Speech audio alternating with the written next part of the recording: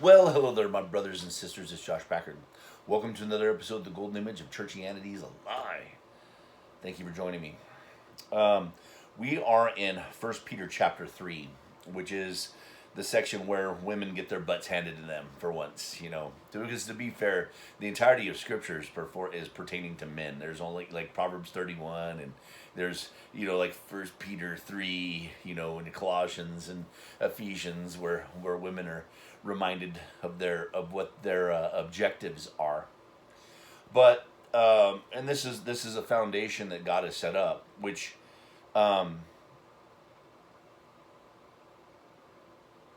Eve, once she left the covering of Adam, that's when the angels were able to do whatever they were going to do with the women, right? Whenever Adam came out from underneath God, it damned the rest of all of creation, right? And so, in every way, it's like we've got to be underneath our covering in our order, in order to demonstrate God's order and our faith in Him. So, from the very beginning, I want to point out that a man, his love towards his wife is his act of faith towards God because he's committing to her. Unconditional love isn't something you feel these, butterflies in your stomach and you feel rainbows and everything. Unconditional love is you picked a partner and you're going to fight it out with that person. Okay, because this is for God's glory, and He's provided her in order to sharpen you into whatever He wants. I mean, you know what I mean, which is not nice sometimes, but conversely, a woman needs to respect her husband, and that's her act of worship. And respect means to submit and obey him as if he was God Himself, and that's what this is going to bear out here very shortly. This is good news for a woman because all through the scriptures, no matter how far vicariously removed a man was from putting his hands to his own salvation, so like the all the 12 tribes, they did nothing for their salvation, right? It was the Levites, the four families of the Levites, and the Aaronites, and then the high priest. But even the Levites, they were removed from it was removed from them vicariously on the Day of Atonement by the high priest himself, singularity, doing it all by himself, for himself, and through himself, right? Um, and so what it's like, no matter how saved everything else is, women are even that much more because it never was dependent upon them in any way as pertaining to the things of their salvation. And so then they entered in. So if they were going to become a queen, it was because their husband was a king. If they were going to be in the priestly family, there is because their husband was born a priest, and so they dwelt with their husbands and then ate of everything that he ate. So she took all the benefits and none of the work, which is should be really good news for ladies. I mean, really, it's not, because feminism, like, think of like Dathan and Abiram at the matter of Korah, whenever they were all pissed off because Aaron was the high priest, and so we're just these Levites, but he's this high priest. What makes him more special than us? And blah blah blah. And they were risen to such a high state of the priesthood that it was just so amazing that they had something that they didn't deserve in the first place at all. If they just happened to be elected to that point, right? Well, whenever they brought up question as to who the one that had the authority was, well, the earth swallowed them whole, dead, right? Which I think is something that has to do with when the earth swallows up the water. Whenever the dragon casts forth the water, so I think it has something to do with that Dathan and Abiram incident. But who knows? That's a digression. But anyway, so it's a squabble over who's the ruler. Well, Christ is the ruler over all of us, right? We all have our roles to play that He has foreordained us unto, made us for these roles, so that we find joy and peace in the roles that He made us for. So this moves into the family.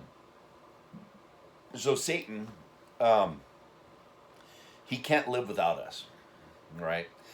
He would rather rule over us and eat shit and have no riches and to live in squalor. He'd rather live that way, but be able to say that he is over us and to be able to control us and manipulate us to be the one on top, right? But if he would just get out of the way, let us quit deceiving us so that we would take our position, then he could receive of the eternal life of God through us.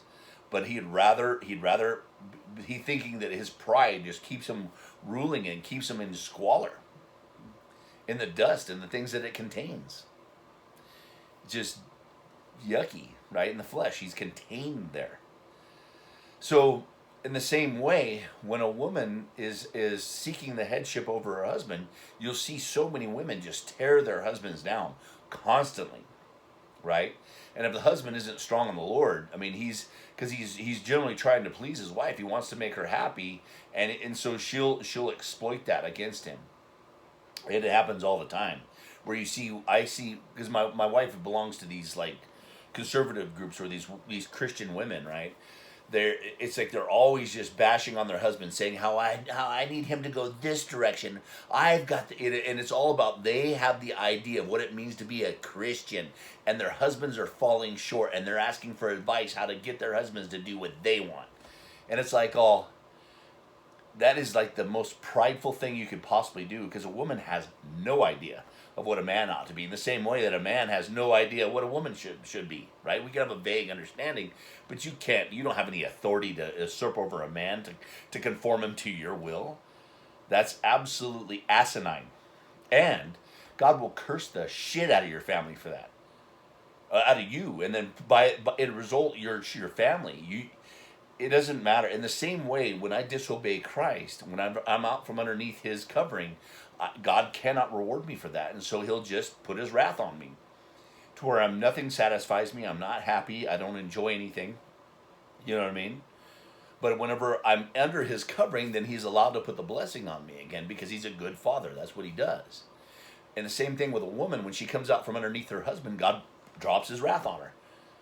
And so you'll see this expressed in the fact that most divorces, 80 to 90% of all divorces, depending on education level, they all they're generated by the women. They leave, and the overwhelming answer as to why they leave is because they don't feel happy, they don't feel a connection, they don't feel well.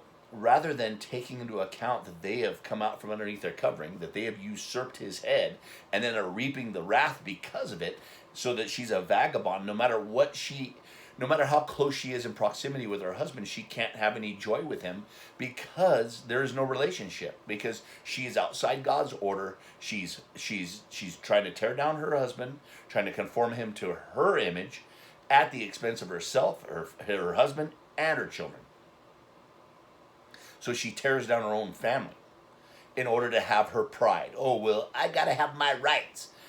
What if, I got to be able to take care of this. I got to do that. What if he ever leaves? I got to, keep my ducks in a row. These men, you can't trust them. Blah, blah, blah. Well, you're trusting in man and not God. So God put that man there. God supplies to your family. God supplies to you. Even if your man left you or died, God would still be obligated to provide. Your man doesn't bring you what you have. It's the Lord, right? And then the Lord too also brings enjoyment with what you have, whether much or little, whenever you're underneath your authority. So, as far as God bringing everything into holiness, in order to be holy, a man has to be subject to his wife. A man has to be subject to Christ, and a wife has to be subject to her husband. This is the order in order to bring about the blessing on the earth. And everything's about bringing this sturdiness, this steadfastness in Christ, to where everything can rest and be in him, right? And so everything has to testify of his order being correct. So you can know all you know. You can say, oh yeah, I know all the hidden things and the secrets, and I know Christ is one and he's done all things. I know all these things. So then you can be the temple, and you can express these things when people look at you. But on the other side, there's the tree of life. You have to live it out. The rubber has to meet the road. Your convictions have to be expressed in your life. So if you know these things, great, and you're not experiencing satisfaction or peace, you're either one, a simp, or a man, you're subject to your wife and to her opinions and trying to please her over God, or on the other side, you're a woman trying to usurp the authority over the man, trying to direct the course of your relationship. Well, your job is not to direct the spiritual course of your family. You are not the spiritual leader under any circumstances. You don't even know what direction you're going. Your only hope for your family to be led spiritually is for your husband to take his position as the leader. Well, the only way that you can do that is by subjecting him or subjecting yourself to him. Right? And it's gonna be evident because you can't, by nagging and bitching and moaning and comparing him to other men and doing all these things, you're not gonna do anything because first of all, you don't know whether those men are going the right direction in the first place, or your idea is correct at all. And on top of that, because you usurped your order, you are gonna get the wrath because of it. Just as your man being a sissy little wimp that is not putting God first, well, just like that, well, you're a deceitful, conniving bitch, right? So in either way, you guys are two peas in the same pod. So then, actually, Peter is going to tell you if you're a woman and you want to get your husband to be godly and lead your family to where he takes his estate to where you take your estate with him, he's going to tell you how to do it. And it's not through your controlling and manipulation because you really don't have any idea of the direction you want to go. You don't even know. So your only hope is to make him holy in the Lord and then let the Lord direct him and your family. And then you submit to him whatever direction he goes, even if you disagree. This isn't about you and your happiness, either men or women. This is not about happiness. This is about fulfillment. But this is not even the. This isn't even the idea. It's about the glorification of God for the holiness of all of creation. And until we get our orders straight, accept our marching orders from our God, and obey, you can preach all you want, but your works deny what you're preaching. So, anyway, trust me, it's hard. From a man's standpoint, no woman is worthy of love. I've not met one who is not deceitful, manipulative, controlling. I have not met one that is not these things, if I choose to look that way. So then we've got to be looking for their qualities, the benefits of them, they're fearfully and wonderfully made in God. Because if you dig into somebody, you're going to find problems.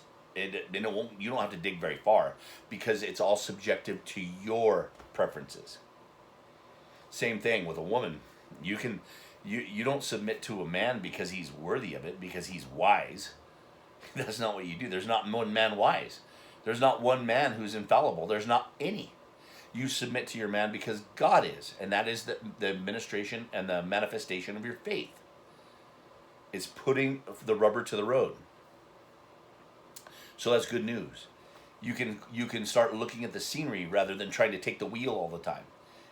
Rather than trying to push the gas or hit the brakes or telling them where to park. You just get to enjoy the scenery, look at everything, enjoy the time with your children. That is not your job. Stay out of it. Okay? And this is something, because it's an epidemic. Because women have been taught to believe that they are more spiritual than men, and that is not true. That's against God's order and against his revealed word. If this was so, then the gospel would be, all the gospels of the Bible would be written by women. It's not true. Okay, so and there are some very spiritual women out there. Trust me, I see you guys, I know you. But the thing is that even if you're more capable than any man, which most of the women on here are more capable than almost all the men I've ever known in my life, as far as instruction and understanding and everything else, and now it's the time for women to instruct other women to get their asses in place. You know what I mean? Because women just get a pass for some reason.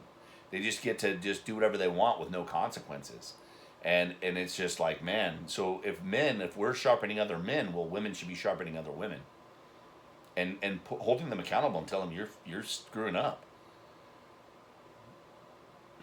Anyway, so let's go ahead and get into 1 Peter 3, because it really kind of tends to leave a sour taste in the lady's mouth, which, because we get hammered the rest of the Bible, so you guys get a little hammering today. Okay.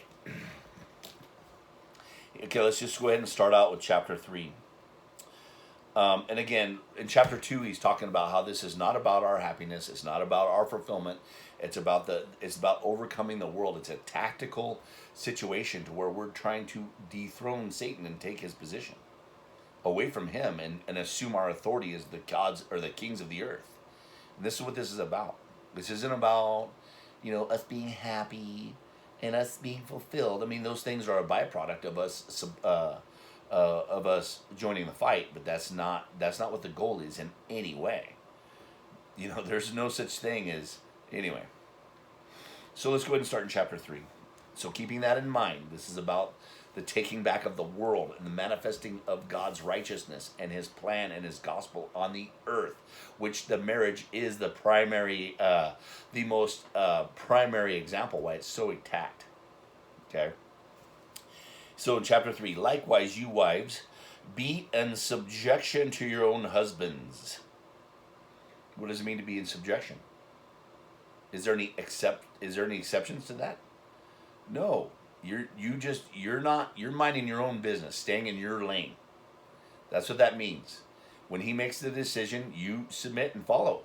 It's not about you controlling. You can definitely give your advice and your opinion, but it's whenever he decides, you just go where the family goes, where he decides. No bitching, no moaning. You pack up and you go.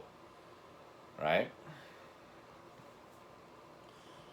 So, and he says that you be subjection to your own husbands, that if any obey not the word, they also may without the word be won by the conversation of their wives, or the way of lives of their wives.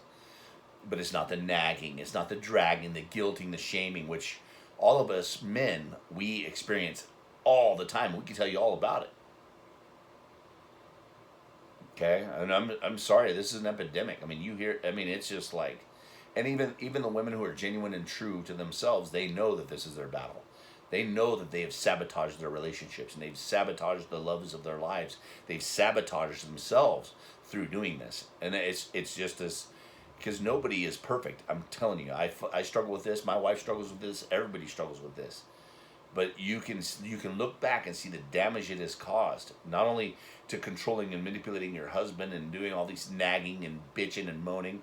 Well, also it cascades down upon your children in negativity, and it destroys your credibility before the Word of God. So, while they behold your chaste conversation coupled with fear, and a chaste conversation is faithful. Meaning that you're not threatening, and you're not, because a lot of times wives will, like, if you get in a big fight with them, they threaten divorce. If you, as a man, if you reveal any weakness to your wife at all, if you reveal any weaknesses or anything that you're insecure about, what's the very first thing she's going to use against you as soon as she's mad at you? And every single time, it's just the claws come out. So you learn as a man that we don't share with women. We don't complain down. We complain up, and with each other. We don't complain down to women, because they'll use it against us. So as men, we don't use our wives as sounding boards for the things of our insecurities. We as men strengthen each other up for that. Okay? Our wives are our support, but they are not our confidants. Okay, they're not. That's not what they're for. Women, anyway. Maybe someday women will have the self-control to be able to not do that. But as it is now, I can't. I'm not going to do that. It tears you down. And on top of that, what'll happen is if you put forth an image of weakness, your wife will then. It's like she attacks you. It's like it's unreal. It's a weird experience, and all men experience it. Every single one. So we're not designed in that direction, guys. We don't do that.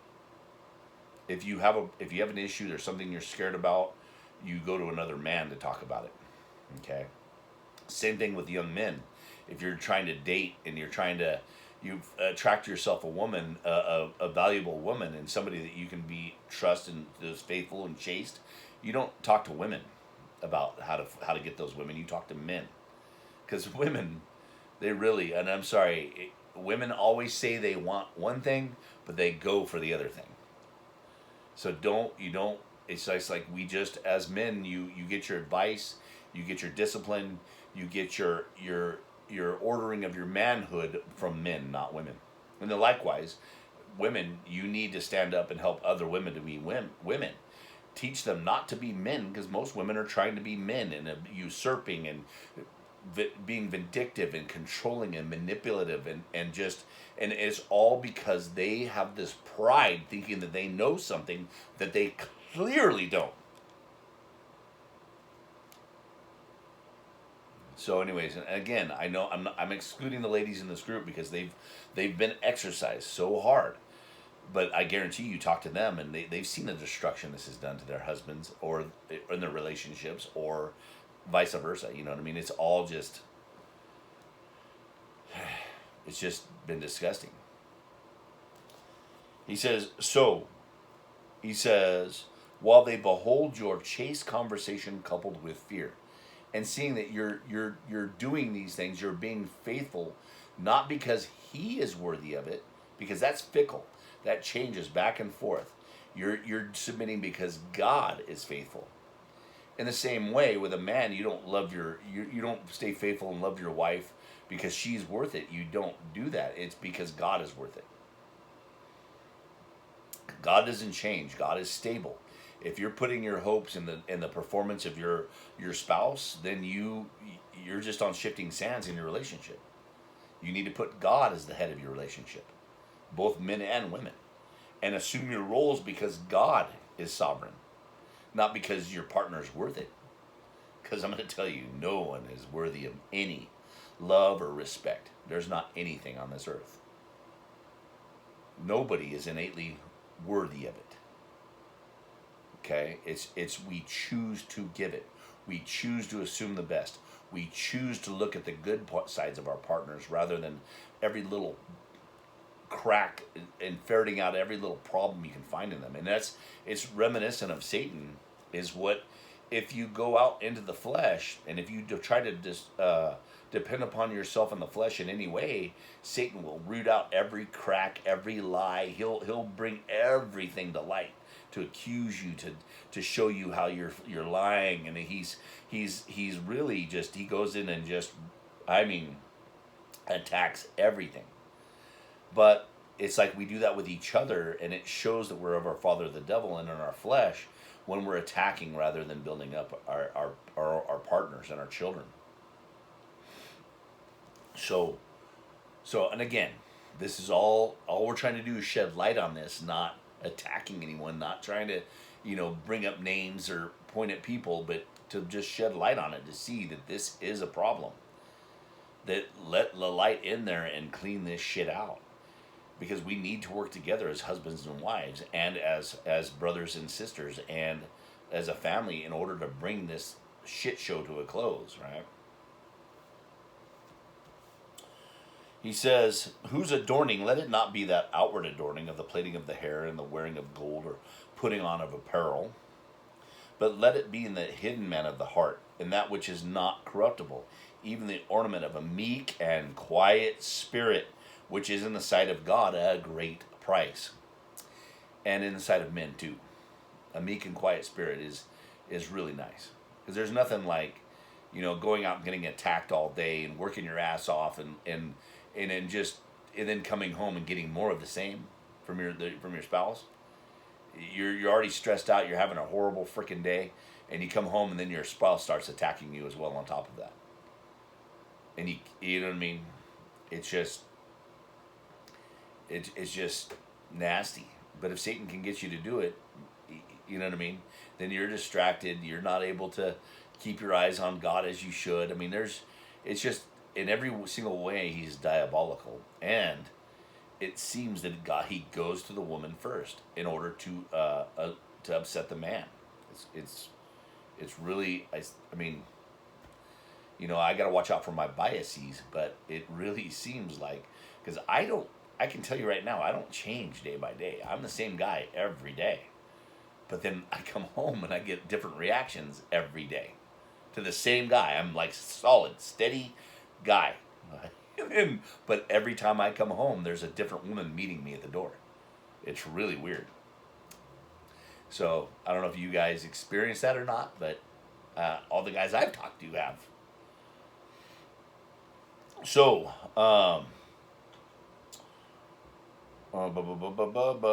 for after this manner in the old time, the holy women also who trusted in God adorned themselves, being in subjection to their own husbands. So women used to brag about this. This used to be their sense of pride in the fact that they were subjected to their husbands. It used to be back in these times where these godly women, they understanding the process and understanding what was going on, is they like competed to see who was more in subjection. I mean, what's that girl's Vashti and Esther, the two types of wives. The one was an unfaithful wife in the fact that she was trying to control the king using her will to overcome his will, and so she just dug her heels in. Well, he just said, "Okay, see ya," got rid of her, and then brought this woman Esther in. So everything that this Vashti was trying to do by force and by her will and by her pride, Esther accomplished 10 times as much and had way more control over the king in the fact that she was gracious, that she was obedient, that she fostered this reputation of being a submissive woman. However, through her submission, she was able to bring about a great salvation for all of Israel in that submission. And it's to glorify and honor the submission of the woman and to show how powerful it can be to a woman who has understanding. Look at Ruth. I mean, it's just this. Somehow, it's just Satan is always in the ear of women telling, "Oh, look at those stupid men. They're just trying to control you. They're just trying to manipulate you. They're just trying to do all this shit." In the same way, where men are going, "Your wife is ungrateful." He's like, look at all the stuff you do for her, and she's just bitches and moans all day long, and blah blah blah. And it's just like, in the same way, it's like we've got to resist that. Tim's always talking about how we it's the controlling of our minds. And again, I'm not saying this as a work. I'm not saying to go out there and fix yourself in any way. Go out there and be disciplined. That's not what I'm saying. All we're doing is shedding light on an issue. That's it. It's not just to be aware that this is an area to which we need to let God in and cleanse. Okay? I got to kind of keep repeating this because there's no way, the more you try to be a better wife, the more you're going to fail. In the same way, the more you try to be a better husband, the more you're going to fail. The only hope is to trust in the Lord and draw nearer to Him and let Him transform you into the good husband and the good wife, right? So, because I know how Satan works. He's going to take my words and twist them and say, "Oh, see what Josh said, you're not very Christian." And I'm like, fuck. There's no such thing as a Christian in the first place.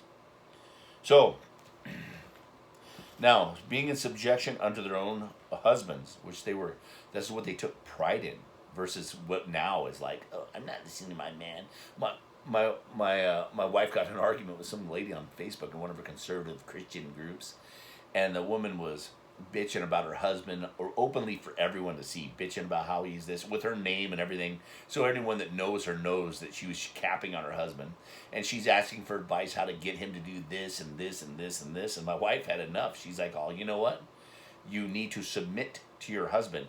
She says, "Well, because it was over the matter of Christmas, where he celebrates Christmas, but she doesn't want to because it's not godly. And, you know what I mean? He wants to take her to church, but she doesn't want to go. It's not godly."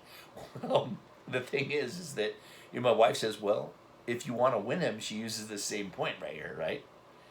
You've got to be obedient to him, coupled with fear, right? To be subjection to him. It's not your job to steer the boat. And she's all, "Submit to my husband? That just sounds weird." And it was just like she balked at the idea. She called my wife, the typical names of what a feminist would call a woman, right? And you're just sitting there going, wow. And she's sitting there just like she's this holy angel. And you're like, And it's just like, man, I want to get on there and just be like, bitch, shut the fuck up. But you can't do that, right? Because then it's just we're trying to bring stability. And I really need to stay out of the women's battles because you guys are much better at arguing with each other than I'm. And then me, it just, I look like an asshole. They're like, how dare you? You miss out. You don't have a womb. You know, it's like, anyway, it's just too funny. But again, women, you need to perfect each other, right? I know it's the hardest thing, and women are probably they are the hardest to talk to, and they're the hardest to get to admit they've ever done anything wrong. We know, we understand. You know what I mean? I watch my wife trying to deal with other women, and she's just like exasperated just dealing with other women. I understand. You know, and you guys only have to deal with them a little bit, and we got to deal with them all the time. So, you know what I mean? Just be aware. Okay. So, being subjection to their own husbands, even as Sarah obeyed Abraham, calling him Lord, whose daughters you are, as long as you do well and not are afraid with any amazement. And this is meaning that you're not looking at your fears and getting them to try to control your husband. You're looking at the Lord and then trusting that the Lord has got it, which makes it easier on you. You don't have to fret and bitch and moan. You don't have to bring all that negativity into your life and into your husband's and your children's life. It's not your job to steer the boat. Your job is to do your job. And then God will bless you according to your job, even if your husband is not doing his job, right? It's just like that on the job site all the time. You're out there working. And, you know, people are always like, oh, well, how come you're working so hard? These other guys, they're not doing as much work as you are, and they're getting paid the same and blah, blah, blah, blah, blah. And I'm like, oh, well, wait till the time comes for who's to be chopped. Wait till times get bad. Who's going to get chopped? You know, and so you're looking to make yourself valuable. You know, not to say under the threat of being chopped, but it just makes sense that you would seek the prosperity of your company, right? Because the prosperity of your company assures your prosperity, right? In the same way with a marriage, that you're seeking the prosperity of your wife and your children and everything else, and your wife is seeking should seek your prosperity, because then she reaps the prosperity with you. Anyway.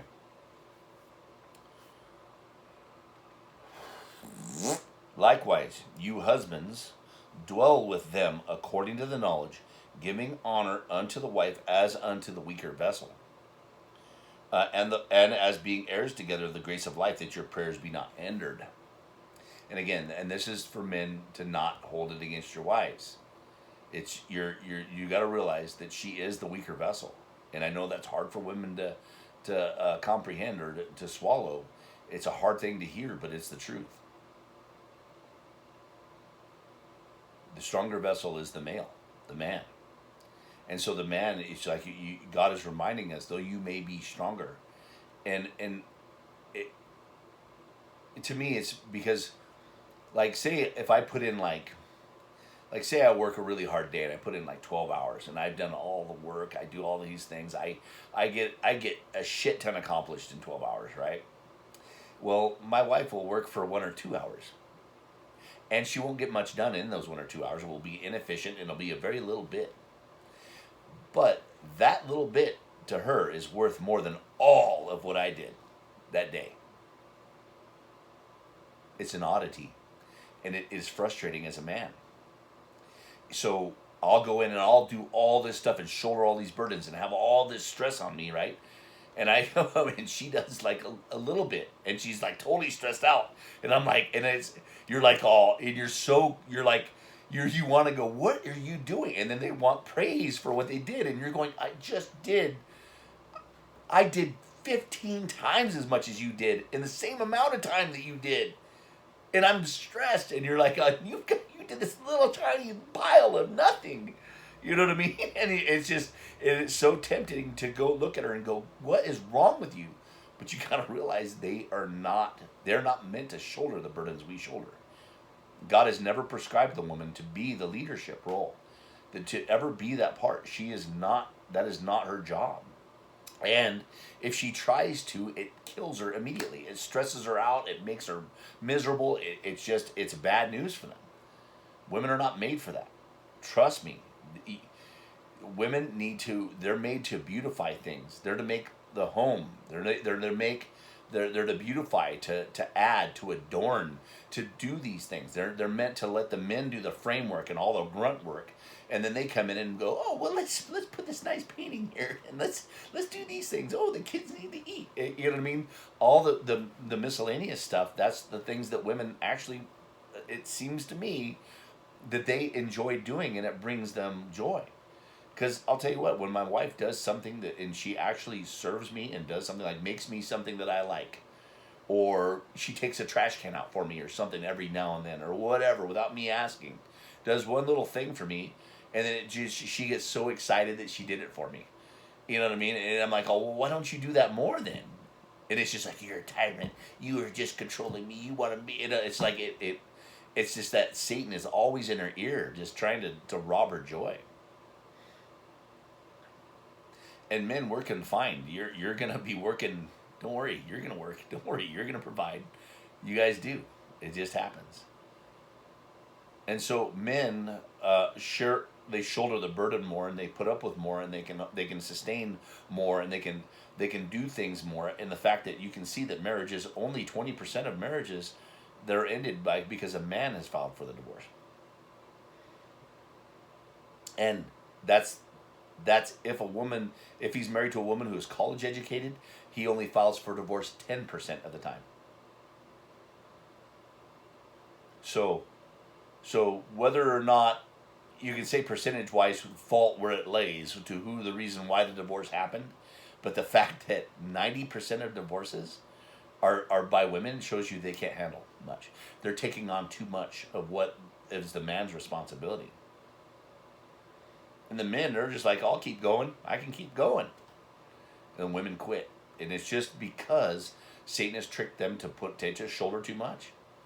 That is not their job to do, to be concerned with things that are not a part of their being. Satan has tried to make them men, or so their women are trying to be men. We can do everything a man can do. No, you can't. I can tell you right now, you cannot. There might be one or two of individual things that you might be better at, but when it comes to the shouldering the burden of society and family and work and interdependent relationships and protection and all these things, uh, you know, I'll know anyway. I know women are going to disagree with me, but I'm going to tell you right now. I talk to men every single day. I watch men versus women. I see whenever they talk about how hard their lives are, and I'm behind the door. I see how not hard it is. That to a man that would be nothing, and women are all stressed out over it, and we're just like, oh, and men are looking at each other going over that little bit. But again, it's because they're employing themselves to the wrong battle. Women need to employ themselves to the things that bring refreshing to them, to where they don't get worn out, to where it's just women need to learn how to be women and pick up their role and do their responsibilities and stay out of the men's lane. Do your thing.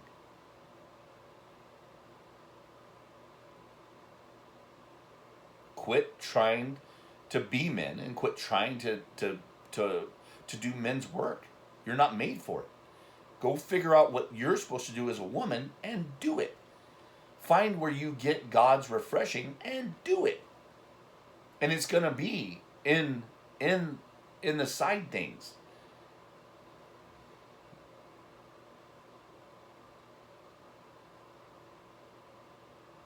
You know, which is funny is my wife was very spoiled. She was an only child in China, and her parents did everything for her. She didn't even bathe herself until she was like 15. Like somebody washed her. You know what I mean? And you know, and so my wife was very dependent and very. She didn't know how to do anything right at all. To cook, to clean, I mean, to do anything. Like zero when I met her and married her, right? Like zero. Now she's like Betty frickin' Crocker, right? She can make bread. She can from scratch. She can make butter. She can make She does all these different types of bread. We we have our own chickens and we have our own eggs, and she's out there. She has a big garden, and she's doing all these things, and she ends up having a green thumb, and she gets to sit home and play piano, and she's taken up all these things since she's come under the shade of my covering to where I'm stable. It allows her to start figuring out who she was, right?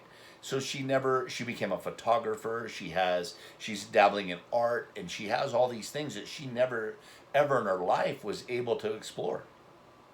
So then I'm watching her, and she's having joy in these things. She gets all excited when she makes these beautiful breads, and she gets all excited when she makes these new dishes, and she figures out how to make butter. It blows her mind, right? And how to can, and she cans everything, and she preserves everything. And we have our own bees. We do our own honey, and she just flips out whenever it's all.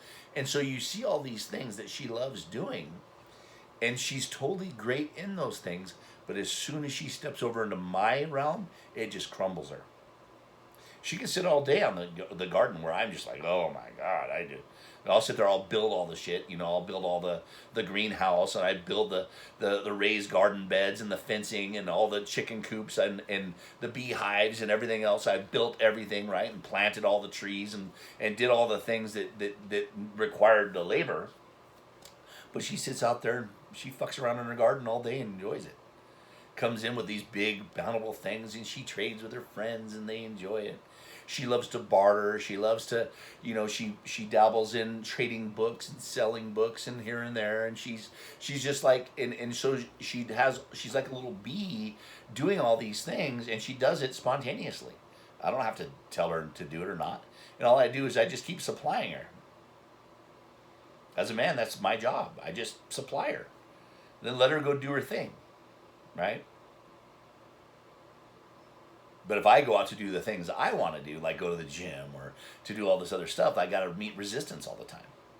Or if I want to go have a cigar or just enjoy myself with other men or to do these things, then I get resistance. And it's the funniest thing in the world.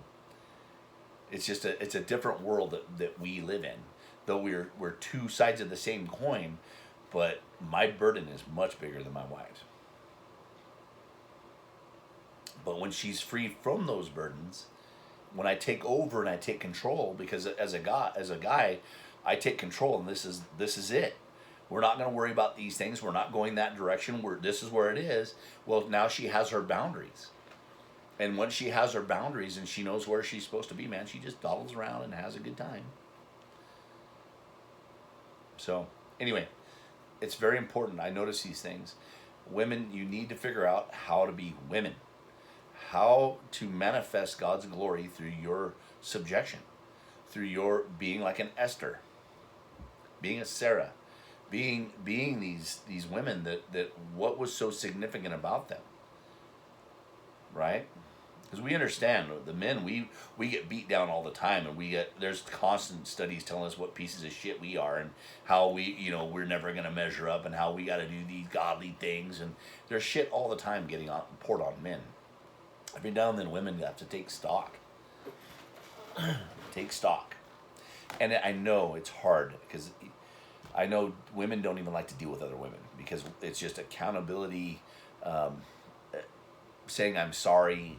I mean, these things are just, I can understand, and I really have sympathy for women having to deal with other women, more so than men. I mean, men are little bitches sometimes too, but not.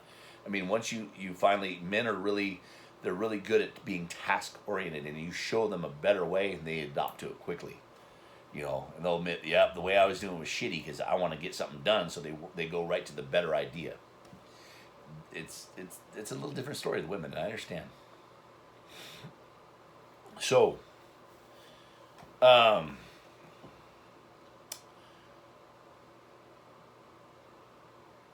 likewise, you husbands dwell with him, giving honor unto the wife as unto the weaker vessel, and as being heirs together of the grace of life, that your prayers be not hindered.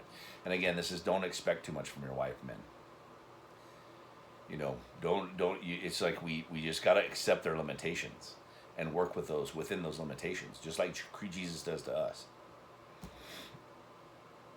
I mean, you got to realize that women are not made to do the things that we do.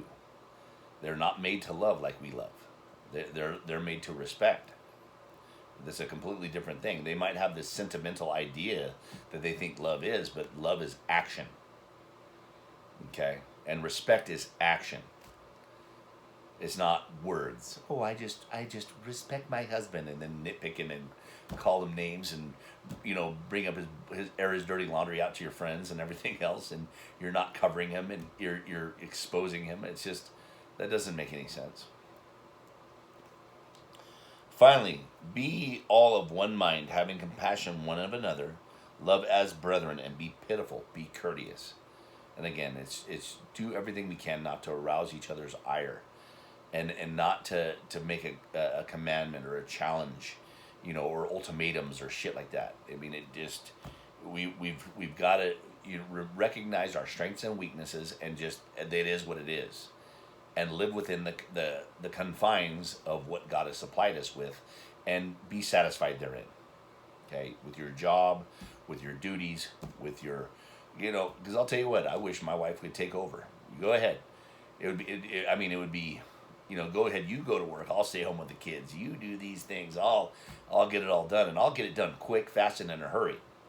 But I don't have any enjoyment in it, like none, right? So it's like I'm not gonna. Anyway, not gonna. So, not rendering evil for evil, railing for railing, but contrariwise blessing, knowing that you are thereunto called, that you should inherit a blessing. And this is what I was saying, is that if we take our orders in our lives, God will bless us, bless our whole family, right? Regardless of your pride, you just got to set your pride aside, and then take your honor, take where you're at, and watch how God blesses you. Okay. And it makes no sense to keep the cycle of abuse going. It just makes no. You just, what, go to bed, forget about it. Tomorrow morning, let's just sweep it away. It's gone, and start over again, and quit holding grudges, and quit manipulating and trying to get even and all this other stuff. It just tears. If you tear down your wife, you tear down yourself and your children thereby. Same way, if a woman, you tear down your husband, you're tearing down yourself. You're not only you cursing your husband from your point of view, but also you're bringing a curse upon yourself. For he that will love life and see good days, let him refrain his tongue from evil, and his lips that they speak no guile. And again, this is how we're supposed to treat each other as well. If we find each other in the fault, we need to be as sweet and kind and non-condemning as we can whenever we're speaking with each other, doing what we can not to irk each other's ire, trying to be polite and courteous with each other, valuing, because some people, I stand for the truth, and if you can't handle the truth, well, yeah, but the thing is that the intent of showing the truth should be your love, right? They should see that the effort that you're taking to not hurt their feelings means you value their feelings, right? So that they can see when you're coming in love, right? And it takes time, and it's annoying, because if you're task oriented like I am, it's really hard. You're like, but the point's right there. I can just get right to the point. But you're like, but then you got to sit there and figure out how you're not going to hurt somebody's feelings. Well, that's loving. Okay. For the eyes of the Lord are over the righteous. Oh, but if they won't, if they, you know what I mean? You just don't have to continue in conversation with them. If they don't hear your rebuke, if they don't hear what you're trying to tell them, and you don't have to keep harping on them and nagging them and bitching at them. You just walk away. Don't talk to them. For the eyes of the Lord are over the righteous, and his ears are open unto their prayers. But the face of the Lord is against them that do evil. And again, that doing the evil is creating insecurity in God, blaspheming him, the whole bit.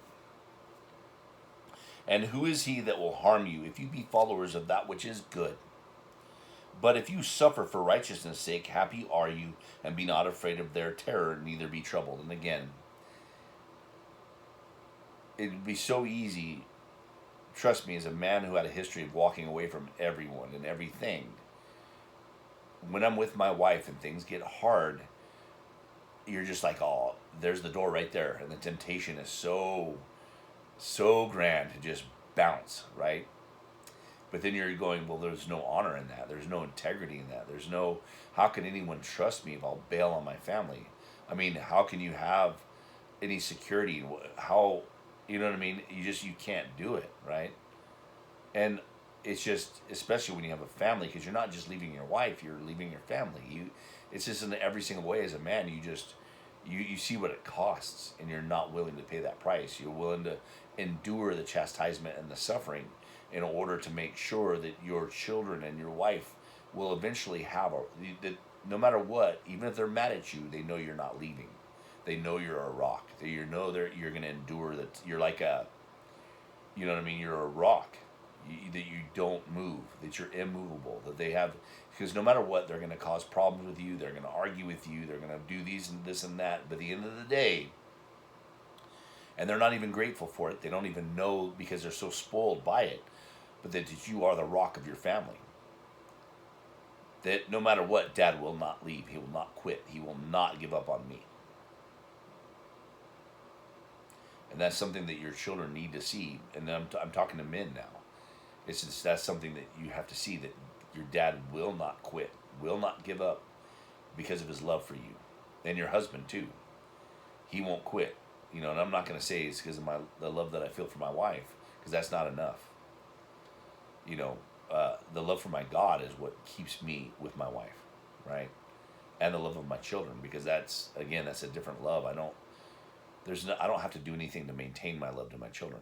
That's just spontaneous, and that is, I mean, it's just natural. I can't. There's no way I could shut it off. Your wife is a different story. You really have to. You have to commit to it.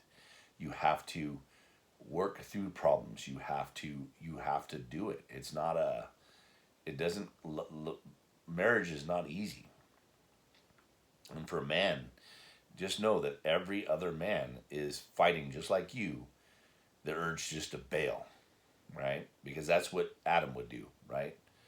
According to the fall, he would just bail. You know, but every man, every day, he puts his belt on, he puts his boots on, he goes to work. That's what we do. We get up in the morning and go to work every day.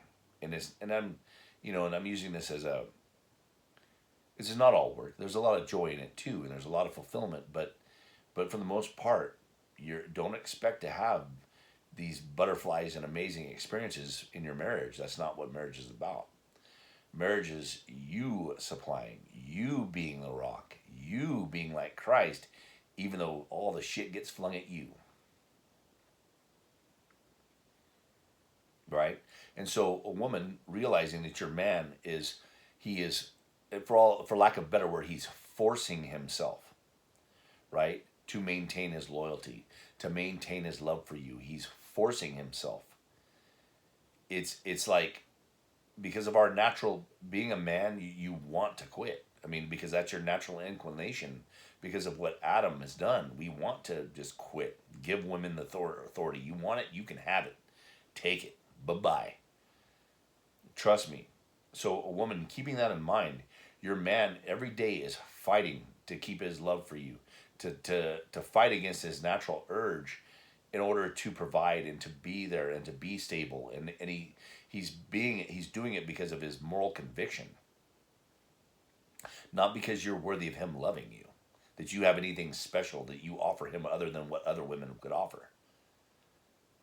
Because I'm going to tell you right now, and I know this is hard for people to hear, but you know, I've heard it said best that if you leave your marriage, you're just going to go into it's the same shit, just a different pile.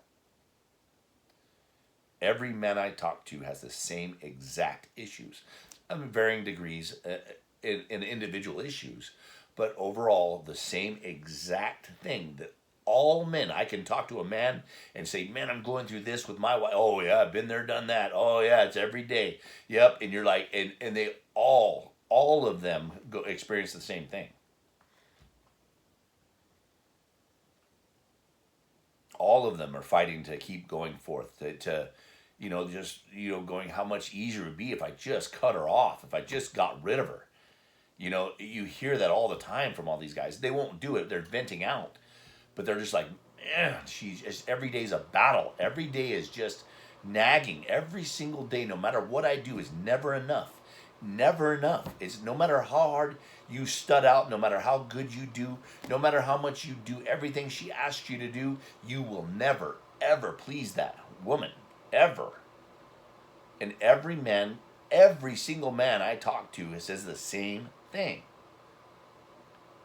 Now imagine on the other side, if a man could say about his wife, man, when I come home, the house is nice to come home to. I come home to a smile and my kid's ready to see me. And I come home to somebody who is appreciative of what I do, that actually even understands what I do for the family and what I sacrifice every single day. You don't get that from your wife ever. And I'm not saying this to beat you down, but to give light on it. Your husband, he is busting his ass, and he is trying to seek your welfare. He wants to make you happy. He wants to do all the things. But when you come home and it's just like you overlook all the other mess. Like, you can come into a home that is just absolutely exploded, right? But you leave one plate out. So all the work you did that day was worthless because you fucker left this plate out. You open the dishwasher, and I think it's just because they do that because they feel guilty because they know they didn't do their job that day, that they got lazy that day, and in order to deflect it, they kind of put it on you. But honestly, this is something that happens in every single man I know. They have these issues, and likewise, women have their issues too. But those are the things you guys need to talk about amongst each other. And we as men, we can be open with each other and say, hey, you know what? God damn, this is hard. And then men, we just talk, and because it won't do any good telling your wife that. She won't change. It won't make any fucking difference to your wife. Unless she hears it from another woman or from another man somewhere. But it won't make any fucking difference. And you know that. So we come to each other and we tell each other, and all of us are, man, we are going through the same thing. Trust me. Hang in there. We encourage each other and strengthen each other. So, anyway, and I'm not saying this, I just want you ladies to be aware that, it's just, you could be a blessing to your husband. You could.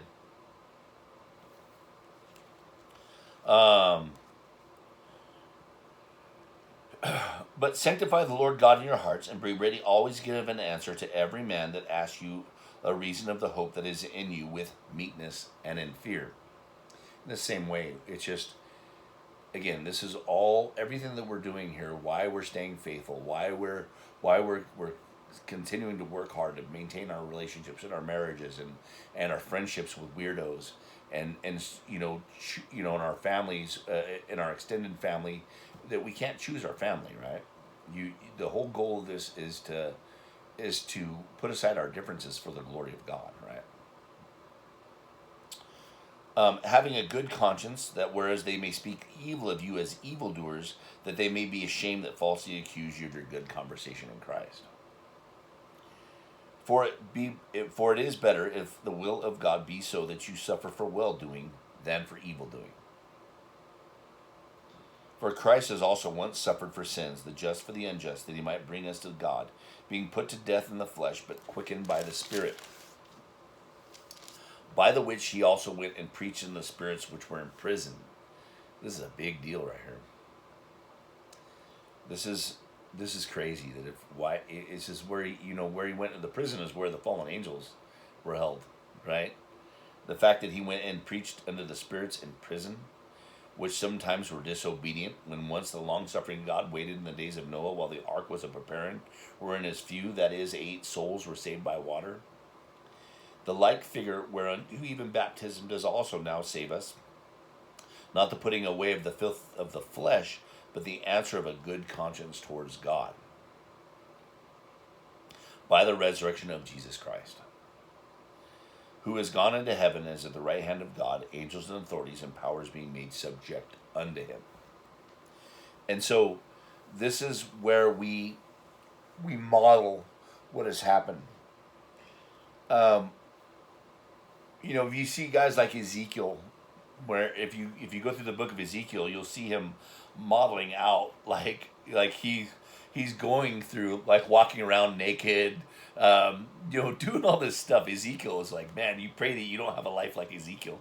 He had to lay on his side, one side for like a year, then the other side for like 60 days. He had to do all this stuff. I mean, God was gonna make him, eat food cooked by human shit. And he's like, oh man, God, come on. God's like, okay, you can use cow shit. And everything that he was like a live action model, right, of showing what was going to happen. So what happened to him was going to happen to Israel, right? So he modeled out in his being, like I don't know how he play acted what God was going to do, right? He was I don't know what do you call it, interpretive dancer, I guess you'd say. Everything he did was to explain physically in his bodily form what God was doing, right? Was about to do. In the same way, whenever our relationship and our marriages, whenever they come back into the way they're supposed to be, where everybody just stays in their lane, rejoices in that they're in their lane, that they've been chosen to do God's will from this position. That you're not worried that I'm not at all worried that I'm lower than Jesus. All right, that's why I was made, and He is awesome. He deserves it, right? In the same way, women, you've got to take stock. So, anyway, this is all about manifesting the gospel. It's about God. It's like the marriage and the family is a model. It's like just like Israel is like a watch. You look over at Israel and you can see what time it is right now. You can see where we're at prophetically speaking, where Christ is on his return. You can expect him at any minute now, right? Because you can see what's going on over there. In the same way, the family is also a representation of the temple, right? But it's when we see what's going on in the family and how the family starts taking its shape again, where man is subject to God, woman subject to the man, and then children in subjection to both, right? As we see this coming, this is another time clock, which is showing us where we're at in Revelation, right? It's just we have all these things that are indicators of where we're at. Men, you've taken your position. Women are they're starting to take their position. They're expressing interest in it. They're being more curious about it. They're seeing what it costs. Women they're starting to want to take their position now. They're starting to be able to identify their position and take it, which is the next stage, right? I believe that it's just the manifestation of the time clock of where Christ is in his approach. So anyway, and it'll be soon. And again, don't beat yourselves up about this. Don't try to fix yourself or change yourself. Like I said, just draw nearer to God. Pursue his blessing, which is following the Holy Spirit, right? So when you're in your family, you're going, okay, which way is the blessing, right? Which way do you feel led? Which way do you sniff life? Which way do you sniff death? And in your arguments, it's so easy to just succumb to your flesh, which is why the lazy people always succumb to their flesh. It's those who are diligent in God, which they go, okay, they recognize when the flesh is rearing. They're not yielding unto the flesh, but they're yielding unto the Spirit, right? Because honestly, following the Holy Spirit a lot of time is just going, which way brings life? Which way makes me joyful? Which way makes me feel dirty? Right?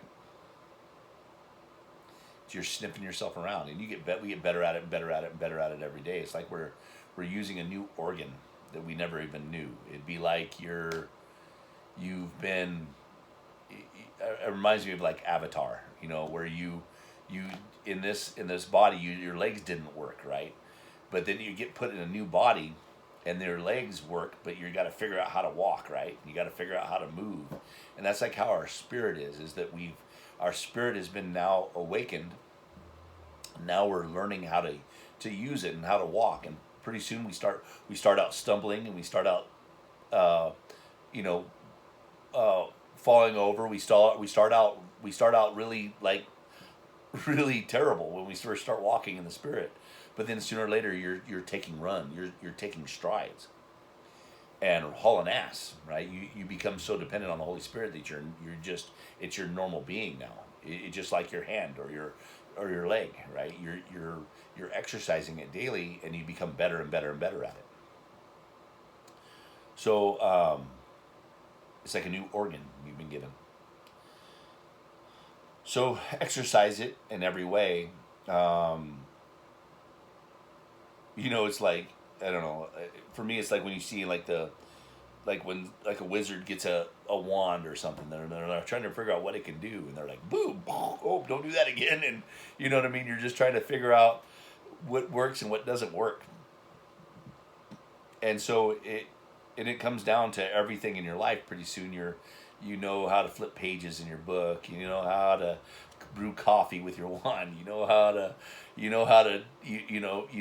do these things. Build an airplane with your wand because you've practiced it. And you pretty soon you're getting so much more adept with using the Holy Spirit that it just becomes second nature. But sometimes you forget that you can apply it in a new situation, right? Using in your marriage or in your relationship with your friends at work or coworkers, I guess, or in any way you got to be always willing to open up new areas to use your Holy Spirit in, right? Anyway, I've gone way over time. Let's see if this one even uploads. But anyway, well, have a great day, and just rejoice in your position in the Lord. All right, bye.